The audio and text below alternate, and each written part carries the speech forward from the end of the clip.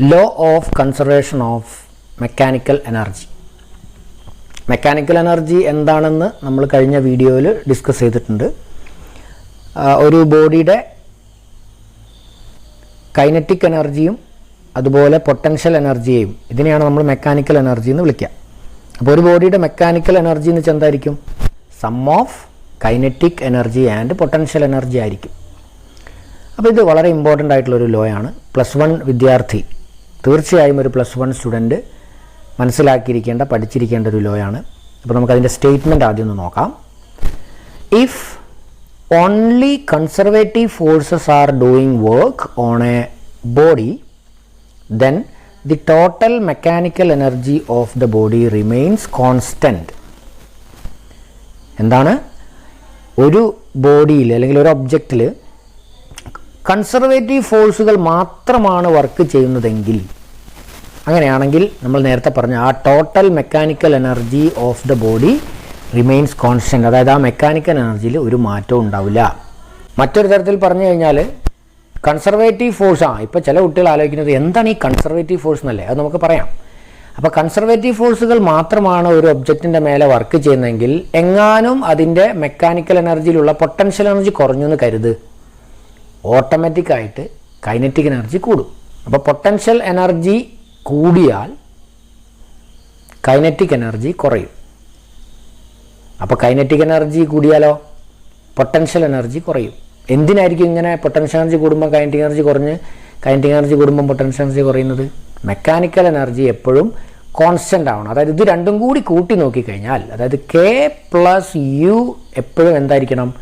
ഒരു കോൺസ്റ്റൻ്റ് ആയിരിക്കണം.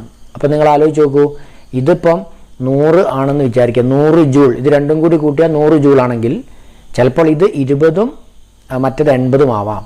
പെട്ടെന്ന് ഇത് അങ്ങ് 30 ആയി കഴിഞ്ഞാൽ ഉടനെ ഈ നേരത്തെ 80 ഉള്ള ഈ പൊട്ടൻഷ്യൽ എനർജി എന്തായി മാറണം? 70 ആവണം. പക്ഷേ ഇത് രണ്ടും കൂടി കൂട്ടി നോക്കിക്കഴിഞ്ഞാൽ എന്ത് കിട്ടണം? 100 ജൂൾ കിട്ടണം. കാരണം കുട്ടികൾക്ക് കൺഫ്യൂഷൻ ഉണ്ടാവാറുണ്ട്, അതുകൊണ്ടാണ് ഇത്രയും വൈഡായിട്ട് പറഞ്ഞത്. അപ്പോൾ ഒരുപാട് കുട്ടികളുടെ മനസ്സിൽ വന്ന ഡൗട്ട് എന്തായിരിക്കും ഈ കൺസർവേറ്റീവ് ഫോഴ്സ്? വെരി ഇമ്പോർട്ടൻ്റ് ആയിട്ടുള്ള ആ പോയിന്റ് നമുക്ക് പറയാം. അതായത് ഈ ഒരു സ്റ്റേറ്റ്മെൻറ്റ് നിങ്ങൾ പഠിച്ചു വെക്കുക. ഈ സ്റ്റേറ്റ്മെൻറ്റ് നമ്മൾ പഠിച്ചപ്പോൾ നമുക്ക് തോന്നിയ ഒരു സംശയമാണ് അല്ലേ, കൺസർവേറ്റീവ് ഫോഴ്സ് എന്താണ്? അപ്പോൾ അടുത്ത സൈഡ് ഹെഡിങ് എഴുതി വെക്കുക, conservative and non conservative force. അപ്പോൾ ആദ്യം നമുക്ക് എന്താണ് കൺസർവേറ്റീവ് ഫോഴ്സ് എന്ന് പറയാം. കൺസർവേറ്റീവ് ഫോഴ്സ് എന്താണെന്നുള്ളതിൻ്റെ ഡെഫിനിഷൻ എഴുതി വെച്ചോളൂ. A force is conservative if the work done by the force in displacing an object from one point to another is independent of the path followed by the object and depends only on the end points. ഒന്ന് മനസ്സിലായില്ലേ? ഒരു force conservative ആവണം, അല്ലെങ്കിൽ ഒരു force conservative ആവണമെങ്കിൽ ആ force work ചെയ്യുന്ന ആ ഫോഴ്സ് ആണല്ലോ നമ്മൾ കൺസർവേറ്റീവ് ഫോഴ്സ് എന്ന് വിളിക്കുന്നതെങ്കിൽ, ആ വർക്ക് ചെയ്യുന്ന ഫോഴ്സ് ഒരു ഒബ്ജക്റ്റിനെ ഒരു പോയിന്റിൽ നിന്ന്, ഇപ്പോൾ എ എന്ന ഒരു പോയിന്റിൽ നിന്ന് ബി എന്ന ഒരു പോയിന്റിലേക്ക് ഒരു ഒബ്ജക്റ്റിന് നമ്മൾ കൊണ്ടുപോകുമ്പോൾ അത് അങ്ങ് പോയ പാത്താണ് ഞാൻ ഈ കാണിച്ചിരിക്കുന്നത്. എന്നാൽ ഇതിന് പകരം ഈ ഒബ്ജക്റ്റിനെ നമ്മൾ എയിൽ നിന്നും ബിയിലേക്ക് ഇങ്ങനെ കൊണ്ടുപോയി കഴിഞ്ഞാലും ഏതിലെ കൊണ്ടുപോയി എന്നുള്ളതിനെ ഡിപ്പെൻഡ് ചെയ്യുന്നില്ല ഈ വർക്ക് ഡൺ എങ്കിൽ. അല്ലെങ്കിൽ നോക്കൂ, എ എന്ന് ബിയിൽ, ആദ്യം എവിടെയായിരുന്നു? എയിൽ, ഇപ്പോൾ എവിടെയാണ്? ബിയിൽ. ഈ രണ്ട് എൻഡ് പോയിന്റുകളെ മാത്രമേ ഡിപ്പെൻഡ് ചെയ്യുന്നുള്ളൂ, അത് ഏതിലെ പോയി എന്ന പാത്തിനെ ഡിപ്പെൻഡ് ചെയ്യുന്നില്ലെങ്കിൽ അത്തരം ഫോഴ്സിനെ നമുക്ക് വിളിക്കാം കൺസർവേറ്റീവ് ഫോഴ്സസ്. അത് ഞാൻ കുറച്ചുകൂടി ഡീറ്റെയിൽ ആയിട്ട് പറഞ്ഞുതരാം. ആ ഡീറ്റെയിൽസിലേക്ക് പോകുന്നതിന് മുമ്പ് നമുക്ക് എഴുതി വെക്കാം കൺസർവേറ്റീവ് ഫോഴ്സിന് കുറച്ച് എക്സാമ്പിൾസ്. അപ്പോൾ എഴുതി വെച്ചോളൂ. കൺസർവേറ്റീവ് ഫോഴ്സിന് എക്സാമ്പിളാണ് ഗ്രാവിറ്റേഷണൽ ഫോഴ്സ്, കൺസർവേറ്റീവ് ഫോഴ്സിന് എക്സാമ്പിളാണ്. അതുപോലെ സ്പ്രിംഗ് ഫോഴ്സ് കൺസർവേറ്റീവ് ഫോഴ്സിന് എക്സാമ്പിളാണ്. പിന്നെ ഇലക്ട്രോസ്റ്റാറ്റിക് ഫോഴ്സ്, ഇതെല്ലാം കൺസർവേറ്റീവ് ഫോഴ്സുകൾക്കുള്ള ചില എക്സാമ്പിളുകളാണ്. അപ്പോൾ നേരത്തെ പറഞ്ഞ ഈ പോയിന്റിൽ നമ്മൾ മനസ്സിലാക്കി, കൺസർവേറ്റീവ് ഫോഴ്സ് ആവണമെങ്കിൽ ആ ഫോഴ്സ് ചെയ്യുന്ന വർക്ക് എന്തിനെ ഡിപ്പെൻഡ് ചെയ്യാൻ പാടുള്ളൂ? എൻഡ് പോയിന്റുകളെ മാത്രമേ ഡിപ്പെൻഡ് ചെയ്യാൻ പാടുള്ളൂ, അല്ലാണ്ട് ഏതിലെ പോയി എന്നുള്ളതിനെ ഡിപ്പെൻഡ് ചെയ്യരുത്. പെട്ടെന്ന് തന്നെ ഇത് മനസ്സിലാക്കി തരാം. നോക്കൂ, ഒരു സർഫസിൽ ഞാൻ ആ ലെവലിനെ വിളിക്കുന്നത് എ എന്ന ഈ തറയിൽ അല്ലെങ്കിൽ സർഫസിൽ ഒരു എർത്തിൻ്റെ ഫ്ലോറിൽ കിടക്കുന്ന അല്ലെങ്കിൽ ഇവിടെ ഒരു ഭാഗത്ത് നമ്മൾ എ എന്ന് പറഞ്ഞ പോയിന്റിൽ ആ ലെവലിൽ കിടക്കുന്ന ഒരു ഒബ്ജക്റ്റാണ്. ഈ ഒബ്ജക്റ്റിനെ ഞാൻ ഇപ്പോൾ ഉള്ള പോയിന്റിൽ നിന്നും പോയിന്റിനെ ഞാൻ വിളിക്കുന്നത് എ എന്ന പോയിന്റാണ്. ഈ പോയിന്റിൽ നിന്നും ഞാൻ ഇതിനെ മേലോട്ട് കൊണ്ടുപോയി എന്ന് വിചാരിക്കും. അപ്പോൾ ഒബ്ജക്റ്റ് ആദ്യം എവിടെയായിരുന്നു? ഞാനിപ്പോൾ വരച്ച ഈ പോയിന്റിലായിരുന്നു അല്ലേ. ഇപ്പോൾ അത് ഈ സെൻറ്റർ ഇപ്പോൾ എടുത്തിരിക്കുന്നത് ഇവിടെയാണ് അല്ലേ. നോക്കൂ, അപ്പോൾ ഇവിടെ നമുക്ക് എന്ത് ചെയ്യാം? ഈ ഒരു ഹൈറ്റിനെ നമുക്ക് വിളിക്കാം y1. അപ്പോൾ ഞാനൊരു ഒബ്ജക്റ്റ് മേലോട്ട് പൊക്കുമ്പോൾ അവിടെ ഇപ്പോൾ എ എന്നുള്ള പോയിന്റിൽ നിന്നും ബി എന്ന പോയിന്റിലേക്കാണ് ഈ ഒബ്ജക്റ്റ് എത്തിയതെങ്കിൽ എനിക്ക് ഇവിടെയുള്ള വർക്ക് ഡൺ W1 ബൈ ആരാണ് ഇവിടുത്തെ കൺസർവേറ്റീവ് ഫോഴ്സ്? നമ്മൾ പറഞ്ഞു എക്സാമ്പിൾ ഗ്രാവിറ്റേഷണൽ ഫോഴ്സ് ആണ്. അപ്പോൾ ഗ്രാവിറ്റേഷണൽ ഫോഴ്സ് എപ്പോഴും ആക്ട് ചെയ്യുന്നത് ഈ ഡയറക്ഷനിലായിരിക്കും, പക്ഷേ ഡിസ്പ്ലേസ്മെൻറ്റ് y1 ഉണ്ടായത് മേലോട്ടാണ്. അപ്പോൾ നമുക്ക് എഴുതി വെക്കാം work done by gravitational force when the object is moving from A to B എന്തായിരിക്കും? ഫോഴ്സും ഡിസ്പ്ലേസ്മെൻറ്റും ഓപ്പോസിറ്റ് ഡയറക്ഷനിലായതുകൊണ്ട് നമുക്ക് എന്ത് വിളിക്കാം? മൈനസ് എം ഇൻറ്റു ജി, അതാണല്ലോ force, M G into y1 അല്ലേ, ഇക്വേഷൻ നമ്പർ 1. ഇനി ഞാൻ ഈ ഒബ്ജക്റ്റിനെ കുറച്ച് ഇങ്ങോട്ട് നീക്കിയെന്ന് വിചാരിക്കാം. നോക്കൂ, ഞാൻ ആ പോയിൻ്റ് അവിടെ നിന്ന് മാർക്ക് മാറ്റുന്നില്ല, കാരണം ഇതായിരുന്നു നേരത്തെ ഉണ്ടായിരുന്ന പൊസിഷൻ. ഇപ്പോൾ ഒബ്ജക്റ്റിൻ്റെ സെൻറ്റർ ഓഫ് മാസ് ഇവിടെ എത്തി അല്ലേ. അപ്പോൾ നമുക്ക് ഇവിടെ നിന്നും ഇവിടേക്ക് നീങ്ങി, ഇതിനെ നമുക്ക് എക്സ് ഡയറക്ഷനിൽ നീങ്ങിയോണ്ട് x1 എന്ന് വിളിക്കാം. പറയൂ, എന്താണ് ഈ സമയത്ത് ഗ്രാവിറ്റി ചെയ്ത വർക്ക്? W2 എന്തായിരിക്കും? W2 നമുക്ക് പറയാം എന്താണ്? ഫോഴ്സ് നേരെ താഴോട്ടാണ്, പക്ഷേ ഡിസ്പ്ലേസ്മെൻറ്റ് ഉണ്ടായത് വലത്തോട്ടാണ്. ആംഗിൾ എത്രയാണ്? 90 ആണ്. അപ്പോൾ നമുക്ക് work done force into displacement into cos 90 എന്ന് എഴുതിയാൽ 0 കിട്ടും. ഓക്കെ, അപ്പോൾ ഇക്വേഷൻ നമ്പർ 2 അനുസരിച്ച് work done in moving from B to C എന്താ കിട്ടിയത്? ബി ടു സി നമുക്ക് കിട്ടിയത് 0 ആണ്. ഇനി ഈ ഒബ്ജക്റ്റിനെ ഞാൻ മേലോട്ട് പിന്നെയും കൊണ്ടുപോകുന്നു, അതായത് സെൻറ്റർ ഓഫ് മാസ് ഇപ്പോൾ ഇവിടെ എത്തി. അപ്പോൾ ഈ ഹൈറ്റിനെ ഞാൻ വിളിക്കുന്നു y2, കാരണം y1 നമ്മൾ ഓൾറെഡി ഇവിടെ എടുത്തു. അപ്പോൾ ഉള്ള വർക്ക് ഡൺ എന്തായിരിക്കും? W3 എന്താ കിട്ടുക? നമ്മളാണ് കൊണ്ടുപോയതെങ്കിലും അതിനെതിരെ ഗ്രാവിറ്റി ഒരു വർക്ക് ചെയ്യുന്നുണ്ട്. അപ്പോൾ ഗ്രാവിറ്റി ചെയ്യുന്ന വർക്ക് എന്തായിരിക്കും? Minus M G into y2 ആയിരിക്കും, ഇക്വേഷൻ നമ്പർ 3. ഓക്കെ, ഇനി ഈ ഒബ്ജക്റ്റിനെ ഞാൻ നേരെ ഇങ്ങോട്ട് കൊണ്ടുപോയി വെക്കുന്നു. എന്ന് വെച്ചാൽ ഈ സെൻറ്റർ ഓഫ് മാസ് ഇവിടെ എത്തി. എന്ന് വെച്ചാൽ ഇപ്പോൾ ഉണ്ടായ ഡിസ്പ്ലേസ്മെൻറ്റ് ഇവിടെ നിന്നും അല്ലെങ്കിൽ ഡി എന്ന പോയിന്റിൽ നിന്നും ഇ എന്ന പോയിന്റിലേക്ക് ഉണ്ടായ ഡിസ്പ്ലേസ്മെൻറ്റ് ഞാൻ x2 എന്ന് വിളിക്കുന്നു. ഗ്രാവിറ്റി എങ്ങനെയാണ് വർക്ക് ചെയ്യുക? ഗ്രാവിറ്റി ഇതിൻ്റെ മേലേക്ക് താഴോട്ടാണ് ഫോഴ്സ്, പക്ഷേ ഡിസ്പ്ലേസ്മെൻറ്റ് ഇങ്ങോട്ടാണ് ഉണ്ടായത്. അപ്പോൾ നമുക്ക് കിട്ടി W4 ഈസ് ഈക്വൽ ടു വീണ്ടും 0, ക്വസ്റ്റ്യൻ നമ്പർ 4. അപ്പോൾ ഇപ്പോൾ ഒബ്ജക്റ്റ് എ ആയിരുന്നു, ഈ ഒബ്ജക്റ്റ് ഇയിലെത്തി. അങ്ങനെയാണെങ്കിൽ ടോട്ടൽ വർക്ക് ഡൺ എന്തായിരിക്കും? W is equal to W1 plus W2 plus W3 plus W4 അല്ലേ. സബ്സ്റ്റിറ്റ്യൂട്ട് ചെയ്ത് വെക്കാം. W1 നമുക്ക് എത്ര കിട്ടിയത്? മൈനസ് എം ജി y1 അല്ലേ, plus 0 plus minus M G y2 plus 0. അപ്പോൾ ഇവിടുന്ന് നമുക്കൊരു കാര്യം മനസ്സിലായി. ടോട്ടൽ വർക്ക് ഡൺ W നമുക്ക് കിട്ടിയത് എന്താണ്? Minus M G y1 minus M G y2 ആണ്. അപ്പോൾ W നമുക്ക് എഴുതാം മൈനസ് എം ജി രണ്ട് സ്ഥലത്തുണ്ട്, അത് നമുക്ക് പുറത്തേക്ക് എടുക്കാം. മൈനസ് എം ജി പുറത്തേക്ക് എടുത്താൽ നമുക്ക് എന്താ കിട്ടുക? y1 പ്ലസ് y2 ആണ്. അതെന്താ സാറേ ഇവിടെ പ്ലസ്, ഇവിടെ മൈനസ് അല്ലേ ഉണ്ടായിരുന്നത്?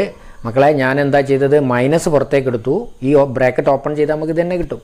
So very interesting thing is that minus M G into what is y1 plus y2? നല്ലോണം ഒന്ന് സൂക്ഷിച്ച് നോക്കിയേ. y1 എന്നാൽ ഈ ദൂരം, y2 എന്നാൽ നോക്കൂ ഈ ദൂരം. ഇൻട്രസ്റ്റിംഗ്. ഇതെന്താ? Centre of mass of the object സർഫസിൽ നിന്നും എത്ര ഉയരത്തിലേക്കാണ്? h ഉയരത്തിലാണ്. അപ്പോൾ എനിക്ക് ഈ ദൂരത്തിന് മൊത്തത്തിൽ എന്ത് വിളിക്കാം? h എന്ന് വിളിച്ചൂടെ? അപ്പോൾ ഇവിടെ y1 പ്ലസ് y2 വരെ എനിക്ക് h എന്ന് കൊടുക്കാം. സൂക്ഷിച്ചു നോക്കൂ, കൺസർവേറ്റീവ് ഫോഴ്സ് ആയ ഗ്രാവിറ്റേഷണൽ ഫോഴ്സ് ചെയ്ത വർക്ക് എന്താണ്? നെഗറ്റീവ് വർക്കാണ്, അതുകൊണ്ടാണ് ഈ മൈനസ് വന്നത്. പക്ഷെ അത് ഡിപ്പെൻഡ് ചെയ്തത് ബോഡി ഒബ്ജക്റ്റ് ആദ്യം എവിടെയായിരുന്നു, പിന്നെയോ ഇപ്പോൾ അത് എവിടെയാണ്, അല്ലാതെ ഇതിലെങ്ങനെ പോയതൊക്കെ ഇവിടെ വന്നോ? അപ്പോൾ ഇത് പറഞ്ഞു തരാൻ വേണ്ടിയിട്ടാണ് ഞാൻ ഈ ഒരു ഡെറിവേഷൻ ഇവിടെ ചെയ്തത് കേട്ടോ. മനസ്സിലായി കാണും നിങ്ങൾക്ക്. A force is conservative if the work done by the force in displacing an object from one point to another is independent of the path followed by the object and depends only on the end points. അതാണ് ഞാനിവിടെ കാണിച്ചിരിക്കുന്നത് അല്ലേ. എയിൽ നിന്ന് B പോയി, ബിയിൽ നിന്ന് C പോയി, സിയിൽ നിന്ന് ഡിയിൽ വന്നു, ഡിയിൽ നിന്ന് ഇ വന്നു. പക്ഷെ അതൊന്നും ഇവിടെ വന്നില്ല. ഇവിടെ എന്താ വന്നത്? ആദ്യം എ ആയിരുന്നു, ഇപ്പോൾ ഇയിലാണ്. അപ്പോൾ അവിടെ നിന്ന് ഇങ്ങോട്ടുള്ള എച്ച് MGH -1 വരാനുള്ള കാരണം എന്താ? ഗ്രാവിറ്റേഷൻ ഫോഴ്സ് ഒരു ബോഡി മേലോട്ടാണ് പോകുന്നതെങ്കിൽ അത് ചെയ്യുന്ന വർക്ക് നെഗറ്റീവ് വർക്കായിരിക്കും അല്ലേ. അങ്ങനെയാണ്. ഞാൻ ചോദിക്കട്ടെ, ഈ ഒബ്ജക്റ്റിനെ ഞാൻ ഇങ്ങോട്ട് കൊണ്ടുവന്ന് അവസാനം ഞാൻ ഇവിടെ തന്നെ കൊണ്ടുപോയി വെച്ചു എന്ന് വിചാരിക്കും. അങ്ങനെയാണെങ്കിൽ നിങ്ങൾ പറയും, ഇപ്പോൾ എത്ര എനിക്ക് വർക്ക് ടോട്ടൽ കിട്ടിയിട്ടുണ്ടാവുക? ഇപ്പം തന്നെ അങ്ങ് മനസ്സിലായി കാണാം. ഇത് ഇങ്ങോട്ട് പോയി ഇങ്ങനെ വന്ന് ഇവിടെ എത്തി. അപ്പോൾ ശരിക്കും ഈ പാത്ത് എന്തായി? ക്ലോസ് ആയി. ഇപ്പോൾ ആദ്യം ഒബ്ജക്റ്റ് എവിടെയായിരുന്നു? എയിൽ. ഇപ്പോൾ ഒബ്ജക്റ്റ് എവിടെയാണ്? എയിൽ തന്നെ. What is the height? y1 + y2 0 അല്ലേ. അപ്പോൾ നമുക്ക് വർക്ക് ഡൺ എന്താ കിട്ടുക? 0. അപ്പോൾ നമ്മൾ പ്രോപ്പർട്ടീസ് ഓഫ് കൺസർവേറ്റീവ് ഫോഴ്സ് എഴുതുമ്പോൾ നമ്മൾ മനസ്സിലാക്കേണ്ടത്, ഓൾറെഡി നമ്മളൊരു പോയിന്റ് പഠിച്ചു കഴിഞ്ഞു. എന്താണ്? കൺസർവേറ്റീവ് ഫോഴ്സ് ആണെങ്കിൽ വർക്ക് ചെയ്യുന്നത്, ഒരു ഒബ്ജക്റ്റിൻ്റെ മേലെ വർക്ക് ചെയ്യുന്നത് പാത്തിനെ ഡിപ്പെൻഡ് ചെയ്യില്ല. അത് ആദ്യം എവിടെയായിരുന്നു ഒബ്ജക്റ്റ്, ഇപ്പോൾ എവിടെയാണെന്നുള്ളതിനെയാണ്. രണ്ടാമത്തെ പോയിന്റ് നോക്കൂ. ഒരു കൺസർവേറ്റീവ് ഫോഴ്സ് ഒരു ഒബ്ജക്റ്റിൻ്റെ മുകളിൽ വർക്ക് ചെയ്യുമ്പോൾ അത് ആ പാത്ത് ക്ലോസ്ഡ് ആണെങ്കിൽ ആ ടോട്ടൽ വർക്ക് എന്തായിരിക്കും? 0 ആയിരിക്കും. അത് നമുക്ക് കുറച്ച് കഴിഞ്ഞിട്ട് എഴുതി വെക്കാനുണ്ട്. ഓക്കെ, അപ്പോൾ നമുക്ക് എഴുതി വെക്കാം. Properties of conservative forces.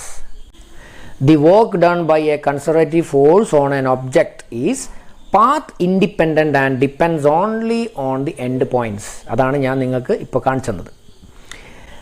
രണ്ടാമത്തെ പോയിന്റ് എഴുതി വെച്ചോളൂ. ദി വർക്ക് ഡൺ, അതും നമ്മൾ പറഞ്ഞു കഴിഞ്ഞാണ് അല്ലേ, ഇപ്പം പറഞ്ഞിട്ടുള്ളൂ. The work done by a conservative force in moving an object around any closed path 0. അടുത്ത മൂന്നാമത്തെ പ്രോപ്പർട്ടി, വളരെ ഇമ്പോർട്ടൻ്റ് ആയിട്ടുള്ള ഒരു പ്രോപ്പർട്ടി കൂടി ഉണ്ട്, എഴുതി വെച്ചോളൂ. A conservative force can be expressed as negative gradient of a potential. ഇത് ചിലർക്കൊന്നും പെട്ടെന്ന് അങ്ങ് മനസ്സിലാവില്ല, പറഞ്ഞു തരാം. അപ്പോൾ ഇത് ഭൂമിയുടെ സർഫസ് ആണെന്ന് വിചാരിക്കുക. അവിടെ ഒരു ഒബ്ജക്റ്റ് ഉണ്ട്. ആ ഒബ്ജക്റ്റിനെ നമുക്ക് എന്ത് ചെയ്യണം? മേലോട്ട് പൊക്കണം. അപ്പോൾ ഈ ഒബ്ജക്റ്റ് ചെറുതായിട്ട് മേലോട്ട് ലിഫ്റ്റായി എന്ന് വിചാരിക്കുക. അപ്പോൾ ഇതായിരുന്നു സെൻറ്റർ ഓഫ് മാസ് ഒബ്ജക്റ്റിൻ്റെ ആദ്യം.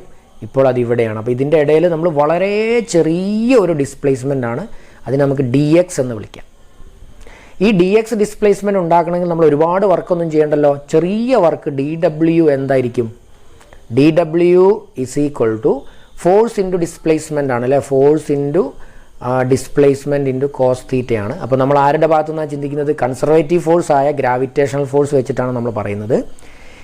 ഈ ഒബ്ജക്റ്റ് മേലോട്ട് നീങ്ങുമ്പോൾ ഡിസ്പ്ലേസ്മെൻറ്റിൻ്റെ ഡയറക്ഷൻ ഇങ്ങോട്ടാണ്, പക്ഷേ ഗ്രാവിറ്റേഷൻ ഫോഴ്സ് ഇങ്ങോട്ടാണ് ആക്ട് ചെയ്യുന്നത്. ഈ ഒബ്ജക്റ്റ് മാസ് M ആണെങ്കിൽ mg എന്ന ഫോഴ്സ് ആയിരിക്കുമല്ലോ ഇങ്ങോട്ട് ആക്ട് ചെയ്യുക. എന്താണെങ്കിലും നമുക്ക് ആ ഫോഴ്സിനെ F എന്ന് വിളിക്കാം. ഓക്കെ, അപ്പോൾ F എന്ന കൺസർവേറ്റീവ് ഫോഴ്സും ഡിസ്പ്ലേസ്മെൻറ്റ് DXും അതിൻ്റെ ഇടയിൽ ആംഗിൾ cos 180. എന്തുകൊണ്ട് cos 180? ഡിസ്പ്ലേസ്മെൻറ്റ് മേലോട്ടാണ് DX ഉണ്ടായത്, എന്നാൽ ഫോഴ്സ് താഴോട്ടാണ്. അപ്പോൾ രണ്ടിൻ്റെ ഇടയിൽ 180 ഡിഗ്രിയാണുള്ളത്. അപ്പോൾ നമുക്ക് എഴുതിക്കൂടെ DW = -FDX അല്ലേ. പക്ഷേ നമുക്കറിയാം കൈനറ്റിക് എനർജി ആണെങ്കിലും പൊട്ടൻഷ്യൽ എനർജി ആണെങ്കിലും എന്തിൻ്റെ ഫലമായിട്ടാണ് അത് ബോഡിയിൽ സ്റ്റോർ ആവുന്നത്? വർക്ക് ഡണ്ണിൻ്റെ. അപ്പോൾ ശരിക്കും ഈ DW എന്നുള്ളത് നമുക്ക് എന്ത് ചെയ്യാം?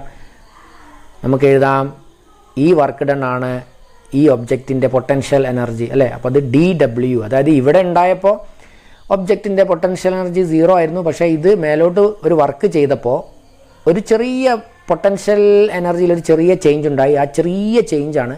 എന്തുകൊണ്ടാണ് DU എന്ന് എഴുതിയത്? എന്തുകൊണ്ടാണ് അത് U എന്ന് എഴുതാതിരുന്നത്?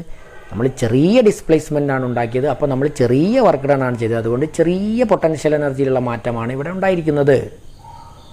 അപ്പോൾ എനിക്ക് എഴുതാം DU = -F × DX. അപ്പോൾ അടുത്ത സ്റ്റെപ്പിൽ നമുക്ക് എഴുതി വെക്കാം. ഞാൻ ഈ ഇക്വേഷനെ തിരിച്ചു നിർത്തുന്നു. Minus F D X is equal to D U. അങ്ങനെയാണെങ്കിൽ എഫ് എന്തായിരിക്കും പറയൂ? D U by D X. ഈ മൈനസ് ഇപ്പുറത്തേക്ക് ഇടാം. ദയവായി ശ്രദ്ധിക്കുക, മൈനസ് അപ്പുറത്തേക്ക് പോകുമ്പോൾ പ്ലസ് ആവില്ല. കാരണം ഇത് മൾട്ടിപ്ലിക്കേഷനും ഡിവിഷൻ്റെയും കേസിൽ മൈനസ് അപ്പുറത്തേക്ക് പോകുമ്പം പ്ലസ് ആവില്ല കേട്ടോ. അപ്പോൾ നമുക്കിപ്പോൾ കിട്ടിയിരിക്കുന്ന ഈ ഒരു റിലേഷൻ നോക്കൂ, സൂക്ഷിച്ചു നോക്കൂ. ഇതിൻ്റെ പേരാണ് നെഗറ്റീവ് ഗ്രേഡിയൻ്റ് ഓഫ് പൊട്ടൻഷ്യൽ. അപ്പോൾ ഗ്രേഡിയൻ്റ് എന്ന് വെച്ചാൽ അറിയാത്തവർ ശ്രദ്ധിച്ചോളൂ. Something changing with distance is called gradient. അപ്പോൾ ഇവിടെ ഡിസ്റ്റൻസ് മാറുന്നതിനനുസരിച്ച് ഇവിടെ എന്താണ് മാറുക? പൊട്ടൻഷ്യൽ ആണ് മാറുക, അല്ലെങ്കിൽ പൊട്ടൻഷ്യൽ എനർജിയാണ് മാറുക. ഇവിടെ ഏത് പൊട്ടൻഷ്യലാണ്? ഗ്രാവിറ്റേഷണൽ പൊട്ടൻഷ്യൽ എനർജി വെച്ചിട്ടാണ് ഞാൻ പറഞ്ഞത്. അതുകൊണ്ട് നമ്മളിപ്പോൾ പറഞ്ഞ ആ പോയിൻ്റ് നിങ്ങൾ ഒന്ന് ഉറപ്പിച്ച് വെക്കുക. എന്താണത്? ഏത് കൺസർവേറ്റീവ് ഫോഴ്സിനെയും നമുക്ക് എങ്ങനെ എക്സ്പ്രസ് ചെയ്യാം? Negative gradient of potential. അപ്പോൾ ചില കുട്ടികൾക്ക് ഡൗട്ട് ഉണ്ടാവാം, ഇത് എന്ത് പൊട്ടൻഷ്യൽ ആവാം? ഗ്രാവിറ്റേഷണൽ പൊട്ടൻഷ്യൽ ആവാം. ഇനി നമ്മൾ ഡീൽ ചെയ്യുന്നത് സ്പ്രിംഗ് ഫോഴ്സ് ആണെങ്കിൽ ഇലാസ്റ്റിക് പൊട്ടൻഷ്യൽ ആവാം. അതേപോലെ ഇലക്ട്രോസ്റ്റാറ്റിക് പൊട്ടൻഷ്യൽ ആവാം, മാഗ്നറ്റിക് പൊട്ടൻഷ്യൽ ആവാം. അപ്പോൾ അത് പ്രത്യേകം ഒന്ന് ശ്രദ്ധിക്കുക. ആ ഇമ്പോർട്ടൻറ്റ് പോയിൻ്റ് മനസ്സിൽ ഉറപ്പിക്കുക. എന്താണ്? A conservative force can be expressed as negative gradient of potential. അതിൻ്റെ ആ ഒരു കൺസർവേറ്റീവ് ഫോഴ്സായ ഗ്രാവിറ്റേഷണൽ ഫോഴ്സിനെ വെച്ചിട്ട് നിങ്ങൾക്കിപ്പോൾ ഞാനിവിടെ ഇത് കാണിച്ചു തന്നിരിക്കുകയാണ് കേട്ടോ.